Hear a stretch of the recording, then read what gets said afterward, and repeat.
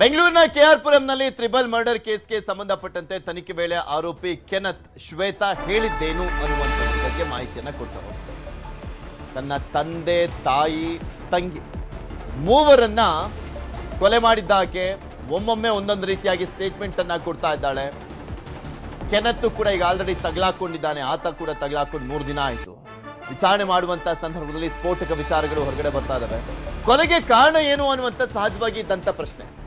ಅದಾದ್ಮೇಲೆ ಸ್ಕೆಚ್ ಹಾಕಿದ್ದು ಹೇಗೆ ಅಂತ 2 ಮರ್ಡರ್ ಪ್ಲಾನ್ ಮಾಡಿದ್ರು, ಆದ್ರೆ ಕೊಲೆ ಮಾಡಿದ್ದು ಮೂವರನ್ನ ಕೊಲೆ ಮಾಡಿದ್ಯಾಕೆ? ಫಸ್ಟ್ ಇಬ್ಬರನ್ನ ಮಾತ್ರ ಕೊಲೆ ಮಾಡಬೇಕು ಅನ್ಕೊಂಡಿದ್ದಂಥವ್ರು ಪೊಲೀಸರ ಮುಂದೆ ಬೆಚ್ಚಿ ಬೀಳಿಸುವಂತ ಮಾಹಿತಿಯನ್ನ ಕೊಟ್ಟಿದ್ದಾರೆ. ಮೂವರನ್ನ ತಾನೇ ಕೊಲೆ ಮಾಡಿದ್ದಾಗಿ ಕೆನತ್ ಹೇಳಿಕೆಯನ್ನ ಕೊಟ್ಟಿದ್ದಾನೆ. ಸ್ಟಾರ್ಟ್ಅಪ್ ಕಂಪನಿಗೆ 30 ಲಕ್ಷ ಲೋನ್ ಮಾಡಿದಂತೆ. ಕುಟುಂಬಸ್ಥರ ಹೆಸರಲ್ಲಿ ಲೋನ್ ಅನ್ನ ಕೊಡಿಸಿದ್ಲು ಶ್ವೇತಾ. ಅವ್ನು ನಂಬ್ಕೊಂಡು 30 ಲಕ್ಷ ಲೋನ್ ಅನ್ನ ಕೊಡಿಸಿದ್ಲು. ಜೊತೆಗೆ ಶ್ವೇತಾ 8 ಲಕ್ಷ ಕೂಡ ಕೆನತ್ಗೆ ಕೊಟ್ಟಿದ್ಲಂತೆ. ಅವನ ಜೊತೆನೆ ಇದ್ಲಲ್ಲ ಲಿವಿಂಗ್ ರಿಲೇಶನ್ಶಿಪ್ ನಲ್ಲಿ. ಸೊ ಅವನನ್ನೇ ಫುಲ್ ನಂಬಿಟ್ಟಿದ್ಲು ಬ್ಲೈಂಡ್ ಆಗಿ. ಕೆಲ ತಿಂಗಳಿಂದ ಶ್ವೇತಾ EMI ಕಟ್ಟಿರ್ಲಿಲ್ಲ. ಕುಟುಂಬದವರು ಪ್ರಶ್ನೆಯನ್ನ ಮಾಡಿದ್ರು. ಪದೇ ಪದೇ ಪ್ರಶ್ನೆಯನ್ನ ಮಾಡ್ತಾ ಇದ್ದಂತ ತಂದೆ ತಾಯಿ ಕೊಲೆಗೆ ಮುಹೂರ್ತ ಇಡ್ತಾರೆ. 30 ಲಕ್ಷ ತಂದೆ ತಾಯಿ ಹೆಸರಲ್ಲಿ ತಗೊಂಡಿದ್ಲಲ್ಲ ಸಾಲ. ಸೊ ಹೀಗಾಗಿ ಅವ್ರು ಪ್ರಶ್ನೆ ಮಾಡ್ತಾರೆ, ಯಾಕೆ ನಮ್ಮ ಹೆಸರಲ್ಲಿ ತಗೊಂಡೆ ಅದು ಇದು ಅಂತ. ಸೊ ಯಾವಾಗ್ಲೂ ಪ್ರಶ್ನೆ ಮಾಡ್ತಾ ಇದ್ರು ಅಂತ ತಂದೆ ತಾಯಿನೇ ಕೊಂದುಬಿಟ್ರೆ ಯಾರು ಪ್ರಶ್ನೆ ಮಾಡೋರೇ ಇಲ್ಲ ಅಂತ ಇವರು ಸ್ಕೆಚ್ ಅನ್ನ ಹಾಕೊಂಡಿದ್ದು. ಮೇನ್ ಸ್ಕೆಚ್ ಇದ್ದಿದ್ದು ತಂದೆ ತಾಯಿಯನ್ನ ಕೊಲ್ಲಬೇಕು ಅಂತ. 30 ಲಕ್ಷ ಸಾಲ ಮಾಡ್ಕೊಂಡಿದ್ದಾರೆ. ಆ ನೋಟಿಸು ತಂದೆ ತಾಯಿಯ ಮನೆಗೆ ಹೋಗ್ತಾ ಇತ್ತು. ಸೊ ಅವರು ಪದೇ ಪದೇ ಪ್ರಶ್ನೆ ಮಾಡಿದ್ದಕ್ಕೆ ಕೊಲೆ ಮಾಡಲಿಕ್ಕೆ ಸ್ಕೆಚ್ ಹಾಕ್ತಾರೆ. ಪ್ರೀ ಪ್ಲಾನ್ ಇದು ಈ ಮರ್ಡರ್ಗಳು. 6 ತಿಂಗಳಿಂದ ಕೊಲೆಗೆ ಪ್ಲಾನ್ ಅನ್ನ ಮಾಡಿದಂತ ಜೋಡಿ 6 ತಿಂಗಳಿಂದ ಪ್ಲಾನ್ ಮಾಡಿದ್ರಂತೆ. ಅವತ್ತೇ ಹೇಳ್ತಾ ಇದ್ದೆ, ಇದು ಆಕ್ಸಿಡೆಂಟಲಿ ಮಾಡಿರುವಂತ ಕೊಲೆ ಅಲ್ಲ, ಇಂಟೆನ್ಷನಲಿ ಮಾಡಿರುವಂತ ಕೊಲೆ ಅಂತ. ಗೂಗಲ್ ನಲ್ಲಿ ಕೊಲೆ ಬಗ್ಗೆ ಸರ್ಚ್ ಮಾಡಿದ್ದ ಜೋಡಿ. ಕೊಲೆಗೆ ಯಾವ ವೆಪನ್ ಅನ್ನ ಬಳಸಬೇಕು, ಹೇಗೆ ಬಳಸಬೇಕು ಅನ್ನುವಂಥದ್ರ ಬಗ್ಗೆ ಸರ್ಚ್ ಮಾಡಿದ್ದಾರೆ. ಎಲ್ಲ ಪ್ಲಾನ್ ಮಾಡಿದ್ದಾರೆ. ಇವರು ಸಾಫ್ಟ್ವೇರ್ ಇಂಜಿನಿಯರ್ಸ್. ಸ್ಟಾರ್ಟ್ಅಪ್ ಓಪನ್ ಮಾಡ್ಲಿಕ್ಕೆ ಮುಂದಾಗಿದ್ದೆ ಅಂದ್ರೆ ಲೆಕ್ಕ ಹಾಕೊಳ್ಳಿ. ಬುದ್ಧಿವಂತನೇ ಅವನು ಕೆನತ್ ಮತ್ತೆ ಶ್ವೇತಾ. ಈ ಸಂದರ್ಭದಲ್ಲಿ ಕೊಲೆ ಮಾಡಿದ್ರೆ ಯಾವ ರೀತಿ ಎಸ್ಕೇಪ್ ಆಗಬೇಕು, ಯಾರಿಗೂ ಗೊತ್ತಾಗದ ರೀತಿಯಲ್ಲಿ ಹೇಗೆ ಪ್ಲಾನ್ ಮಾಡಬೇಕು ಅಂತ ಮಾಡಿದ್ರು. ಚಾಕುವಿನಿಂದ ಎಷ್ಟು ಬಲವಾಗಿ ಇರಿಯಬೇಕು, ದೇಹದಿಂದ ಎಷ್ಟು ರಕ್ತ ಹೊರ ಬಂದ್ರೆ ಸಾಯ್ತಾರೆ, ಕೊಲೆ ಮಾಡಿದ ಬಳಿಕ ಸಾಕ್ಷ್ಯ ನಾಶ ಹೇಗೆ ಮಾಡಬೇಕು, ಇದೆಲ್ಲವನ್ನು ಸರ್ಚ್ ಮಾಡಿದ್ದಾರೆ. ಪಬ್ಲಿಕ್ ಟ್ರಾನ್ಸ್ಪೋರ್ಟ್ ಬಳಸದಂತೆ ಪ್ಲಾನ್ ಮಾಡಿದ್ರು. ಟೋಲ್ಗಳಲ್ಲಿ ಮುಖ ಸರಿಯಾಗದಂತೆ ಪ್ಲಾನ್ ಮಾಡಿದ್ರು. ಕೊಲೆ ಮಾಡಿದ ಬಳಿಕ ಎಸ್ಕೇಪ್ ಆಗಬೇಕಲ್ಲ, ಆ ಸಂದರ್ಭದಲ್ಲಿ ಪಬ್ಲಿಕ್ ಟ್ರಾನ್ಸ್ಪೋರ್ಟ್ ಅನ್ನ ಬಳಸಬಾರ್ದು ಅಂತ. ಅದಾದ್ಮೇಲೆ ಟೋಲ್ ಅಲ್ಲಿ ಹೋಗುವಂತ ಸಂದರ್ಭದಲ್ಲಿ ಗೊತ್ತಾಗ್ಬಿಡುತ್ತಲ್ಲ ಯಾವ್ದಾದ್ರು ವೆಹಿಕಲ್ ಅಲ್ಲಿ ಹೋದ್ರೆ. ಸೊ ಅಲ್ಲಿ ಮುಖ ಕಾಣಿಸ್ದಂಗೆ ಕೂಡ ಪ್ಲಾನ್ ಮಾಡ್ಕೊಂಡಿದ್ರು. ಗೂಗಲ್ ನಲ್ಲಿ ಸರ್ಚ್ ಮಾಡಿದ್ದ ಕೆನತ್ ಮತ್ತೆ ಶ್ವೇತಾ ಹಿಂದೆ 2 ಬಾರಿ ಹಾಕಿದ್ದಂತ ಪ್ಲಾನ್ ಕೂಡ ಮಿಸ್ ಆಗಿತ್ತಂತೆ. ಈ ಮುಂಚೆನೆ 2 ಬಾರಿ ಪ್ಲಾನ್ ಮಾಡಿದ್ರಂತೆ ಕೊಲೆ ಮಾಡ್ಲಿಕ್ಕೆ. ಲೋನ್ ಬಗ್ಗೆ ವಿಚಾರಿಸಲಿಕ್ಕೆ ಬಂದಿದ್ದಂತ ಮುತ್ತುಲಕ್ಷ್ಮಿ ಅಂದ್ರೆ ಆ ಶ್ವೇತಾಳ ತಾಯಿ ಕೊಲೆ ಬಳಿಕ ಬಂದಂತ ತಂದೆ ತಂಗಿಯನ್ನ ಕೂಡ ಇದೇ ಸಂದರ್ಭದಲ್ಲಿ ಮರ್ಡರ್ ಮಾಡಿದ್ದಾರೆ. ಪೊಲೀಸರ ತನಿಖೆ ವೇಳೆ ಬಾಯ್ಬಿಟ್ಟಿರುವಂತದ್ದು ಕೆನತ್ ಮತ್ತು ಶ್ವೇತಾ. ಇದ್ರ ಬಗ್ಗೆ ಇನ್ನಷ್ಟು ಡೀಟೇಲ್ಸ್ ಅನ್ನ ಕೊಡ್ತಾ ಹೋಗ್ತಾರೆ ನಮ್ಮ ಪ್ರತಿನಿಧಿ ಮಂಜುನಾಥ್. ನಮ್ಮ ಜೊತೆ ನೇರ ಸಂಪರ್ಕದಲ್ಲಿ ಜಾಯ್ನ್ ಆಗಿದ್ದಾರೆ. ಮಂಜು, ಮುಂಚೆ ಶ್ವೇತಾ ನಾನು ಒಬ್ಳೆ ಕೊಲೆ ಮಾಡಿದ್ದು, ಕೆನತ್ಗೆ ಸಂಬಂಧ ಇಲ್ಲ ಅಂತ ಹೇಳ್ತಾ ಇದ್ದು.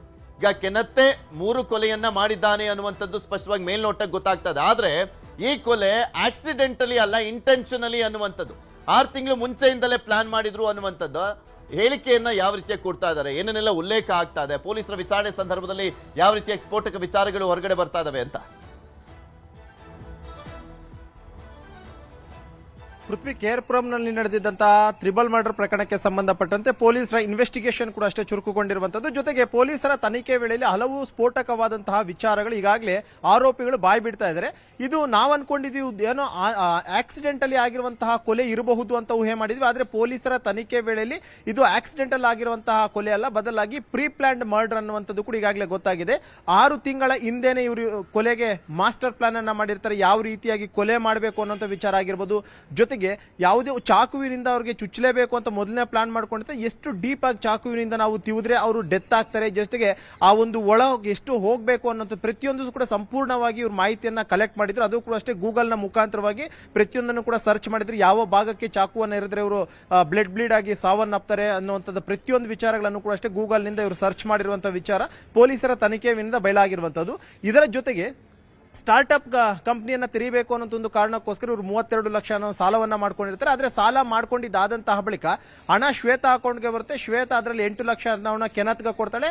ಅಲ್ಲಿ ಏನೋ ಒಂದಷ್ಟು ಹಣ ಖರ್ಚಾಗಿರುತ್ತೆ. ಈಗ ನೀವು ಸ್ಟಾರ್ಟ್ಅಪ್ ಮಾಡೋಕೆ ಆಗೋದಿಲ್ಲ, ಬದಲಾಗಿ ಹಣಕಾಸಿನ ಸಮಸ್ಯೆ ಕೂಡ ಅಷ್ಟಾಗುತ್ತೆ, ಜೊತೆಗೆ EMI ಕೂಡ ಅಷ್ಟೇ ಕಟ್ಟೋಕೆ ಆಗಿರೋದಿಲ್ಲ. ಈ ಸಂದರ್ಭದಲ್ಲಿ ಅವರು ಪ್ಲಾನ್ ಮಾಡ್ಕೊಳ್ತಾರೆ, ತಂದೆ ಮತ್ತು ತಾಯಿ ಇಬ್ಬರನ್ನು ಕೂಡ ಅಷ್ಟೇ ಮುಗಿಸೋಣ ಅಂತ ಹೇಳ್ಬಿಟ್ಟು. ಇಲ್ಲಿ ತಂಗಿಯನ್ನ ಕೊಲೆ ಮಾಡುವಂತ ಉದ್ದೇಶ ಇರಲಿಲ್ಲ ಅನ್ನುವಂಥದ್ದು ಪೊಲೀಸರ ತನಿಖೆ ವೇಳೆಯಲ್ಲಿ ಬಯಲಾಗಿದೆ. ಆದ್ರೆ ಎಲ್ಲೋ ಒಂದ್ ಕಡೆ ಕಳೆದ 6 ತಿಂಗಳಲ್ಲಿ 2 ಬಾರಿ ಇವರು ಪ್ಲಾನ್ ಅನ್ನ ಮಾಡ್ಕೊಂತಾರೆ ತಂದೆ ತಾಯಿಯನ್ನ ಮುಗಿಸ್ಬೇಕು ಅಂತ ಹೇಳ್ಬಿಟ್ಟು. ಆದ್ರೆ ಇವರ ಪ್ಲಾನ್ ಫೇಲ್ಯೂರ್ ಆಗುತ್ತೆ. ಎಗೇನ್ ಮೊನ್ನೆ ಕಳೆದ ಒಂದು 15 ದಿನಗಳ ಹಿಂದೆ ಅವರು ಬಂದಂತಹ ವೇಳೆಯಲ್ಲಿ ಇವರು ಕೊಲೆಯನ್ನು ಎಕ್ಸಿಕ್ಯೂಟಿವ್ ಮಾಡ್ತಾರೆ. ಆದ್ರೆ ತಂಗಿನೂ ಕೂಡ ಅಷ್ಟೇ ಅಚಾನಕ್ ಆಗಿ ಆ ಪ್ಲೇಸ್ಗೆ ಬಂದಂತ ಕಾರಣಕ್ಕೋಸ್ಕರ ಆಕೆಯನ್ನು ಕೂಡ ಅಷ್ಟೇ ಕೊಲೆ ಮಾಡ್ತಾರೆ. ಈ ಕೊಲೆ ಎಲ್ಲ ಆದಂತ ಬಳಿಕ ಸಾಕ್ಷ್ಯನಾಶವನ್ನ ಹೇಗೆ ಮಾಡುವಂತದ್ದು, ಪೊಲೀಸರ ದಿಕ್ಕನ್ನು ಹೇಗೆ ತಪ್ಪಿಸಬೇಕು, ಇನ್ವೆಸ್ಟಿಗೇಷನ್ ಹೇಗೆ ನಾವು ಅಡ್ಡಿಪಡಿಸಬೇಕು ಅನ್ನೋ ಸಂಪೂರ್ಣವಾದಂತಹ ಮಾಹಿತಿಗಳನ್ನ ಕಲೆಕ್ಟ್ ಮಾಡ್ಕೊಂತಾರೆ. ಜೊತೆಗೆ ಇವರು ಪಬ್ಲಿಕ್ ಟ್ರಾನ್ಸ್ಪೋರ್ಟ್ ಅನ್ನು ಯಾವುದೇ ಕಾರಣಕ್ಕೂ ಕೂಡ ಅಷ್ಟೇ ಬಳಸಬಾರದು, ಜೊತೆಗೆ ನಾವು ಓನ್ ವೆಹಿಕಲ್ ಅಲ್ಲಿ ಹೋಗಬೇಕು ಅನ್ನೋಂಥದ್ದು ಕೂಡ ಪ್ರೀ ಪ್ಲಾನ್ ಆಗಿರುತ್ತೆ. ಮತ್ತು ಟೋಲ್ಗಳನ್ನು ಅತಿಯಾಗಿ ನಾವು ಯಾವುದನ್ನು ಅವಾಯ್ಡ್ ಮಾಡಬೇಕು, ಯಾಕಂದ್ರೆ ಇವರು ಓನ್ ವೆಹಿಕಲ್ ಅಲ್ಲಿ ಹೋದ್ರೂ ಕೂಡ ಅಷ್ಟೇ ಟೋಲ್ಗಳನ್ನು ಅವಾಯ್ಡ್ ಮಾಡಬೇಕು. ಯಾವುದೇ ಕಾರಣಕ್ಕೂ ಕೂಡ ATM ನಿಂದ ಹಣವನ್ನ ವಿತ್ಡ್ರಾ ಮಾಡಲೇಬಾರದು, ಮೊಬೈಲ್ ಫೋನ್ ಅನ್ನು ಕೂಡ ಅಷ್ಟೇ ಯಾವುದೇ ಕಾರಣಕ್ಕೂ ಬಳಸಬಾರದು ಅನ್ನುವಂಥದ್ದು ಸಂಪೂರ್ಣವಾಗಿ ಇವರು ಮಾಹಿತಿಗಳನ್ನು ಸಂಗ್ರಹ ಮಾಡ್ಕೊಳ್ತಾರೆ, ಪ್ಲಾನ್ ಅನ್ನ ಮಾಡ್ಕೊಳ್ತಾರೆ. ಆ ಒಂದು ಪ್ಲಾನ್ ಅಂತ ಇವರು ಕೂಡ ಅಷ್ಟೇ ಪಾಂಡಿಚೇರಿ ಕಡೆ ಹೋಗ್ತಾರೆ. ಆದ್ರೆ ಅಚಾನಕ್ ಆಗಿ ಪೊಲೀಸರು ಕೂಡ ಇವರು ಹಿಂದೆ ಬಿದ್ದಿರ್ತಾರೆ, ಪೊಲೀಸರು ಫಾಲೋ ಮಾಡ್ಕೊಂಡು ಹೋಗ್ತಿರ್ತಾರೆ, CCTV ಫುಟೇಜ್ ಕಲೆಕ್ಟ್ ಮಾಡ್ಕೊಂಡು ಹೋಗ್ತಿರ್ತಾರೆ. ಆದ್ರೆ ಎಲ್ಲೋ ಒಂದು ಕಡೆ ಇವರು ಪೊಲೀಸರಿಗೆ ಪಾಂಡಿಚೇರಿ ಸಿಕ್ ಬೀಳ್ತಾರೆ. ಈಗ ಪೊಲೀಸರು ಇನ್ವೆಸ್ಟಿಗೇಷನ್ ಮಾಡಿದಂತಹ ಸಂದರ್ಭದಲ್ಲಿ ಗೊತ್ತಾಗಿರುವಂತದ್ದು ಇದು ಅಚಾನಕ್ ಆಗಿರುವಂತಹ ತ್ರಿಬಲ್ ಮರ್ಡರ್ ಅಲ್ಲ, ಬದಲಾಗಿ ಪ್ರೀ ಪ್ಲಾನ್ಡ್ ಆಗಿರುವಂತದ್ದು. ತಂದೆ ಮತ್ತು ತಾಯಿಯನ್ನ ಕೊಲೆ ಮಾಡುವಂತಹ ಒಂದು ಪ್ಲಾನ್ ಇವ್ರು ಮಾಡ್ಕೊಂಡಿದ್ರು. ಆದ್ರೆ ತಂಗಿ ಅವತ್ತು ಅಚಾನಕ್ ಆಗಿ ಅಲ್ಲಿ ಬಂದಿದ್ದಂತ ಕಾರಣಕ್ಕೋಸ್ಕರ ಬೇರೆ ಮಾರ್ಗ ಇಲ್ಲದೆ ತಂಗಿ ಸಮೇತವಾಗಿ 3 ಜನರನ್ನು ಕೂಡ ಅಷ್ಟೇ ಕೊಲೆ ಮಾಡಿದ್ದಾರೆ ಅಂತ ಹೇಳ್ಬಿಟ್ಟು. ಜೊತೆಗೆ ಕೆನತ್ ಕೂಡ ಅಷ್ಟೇ ಪೊಲೀಸರು ಆರಂಭದಲ್ಲಿ ತನ್ನನ್ನು ವಶಕ್ಕೆ ಪಡೆದು ವಿಚಾರಣೆ ಮಾಡುವಂತ ವೇಳೆಯಲ್ಲಿ ನನಗೂ ಈ ಒಂದು ಕೊಲೆಗೆ ಯಾವುದೇ ರೀತಿಯಂತ ಸಂಬಂಧ ಇಲ್ಲ, ಶ್ವೇತಾನ ಈ ಒಂದು ಕೊಲೆಯನ್ನ ಮಾಡಿರುವಂತದ್ದು ಜಸ್ಟ್ ನನ್ನ ಜೊತೆಯಲ್ಲಿ ಇದ್ದೆ ಅನ್ನುವಂಥದ್ದು ಮಾತ್ರ ಹೇಳಿದ್ದ.